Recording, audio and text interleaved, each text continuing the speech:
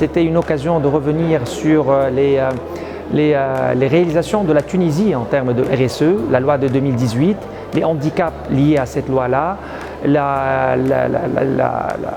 l'obligation pour les entreprises tunisiennes d'adhérer à la responsabilité sociétale des entreprises, non seulement pour être compliant, mais aussi surtout pour être compétitive.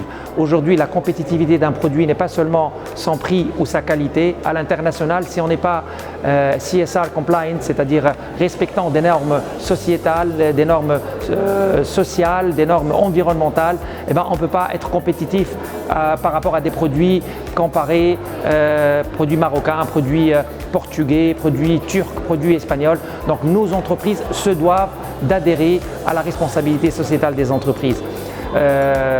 Dans quelques mois, en 2026, on aura une taxe nouvelle qui est la taxe carbone qui sera appliquée à toute entreprise tunisienne qui exporte vers l'Union européenne et qui ne respecte pas justement certaines normes environnementales. Nous avons eu l'occasion aussi de revenir sur les réalisations de la Connect en termes de RSE.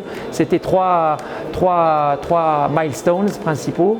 Le premier, c'était la labellisation et le label RSE de la Connect qui a été upgradé en un label donc européen.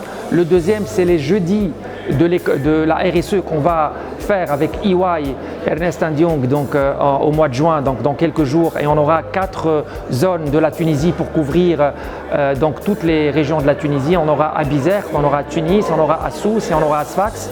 Et le troisième événement de la Connect donc sera la 10e conférence internationale sur le RSE qui sera tenue en fin d'année. La RSE à la Connect est devenue une habitude, est devenue une tradition et nous avons été pionniers dans ce secteur-là et nous avons, comme je le disais, nous ne pouvons pas rater cette occasion de participer à ce 3e forum de la RSE qui promet d'être une réussite avec une belle brochette d'experts, une belle brochette d'intervenants.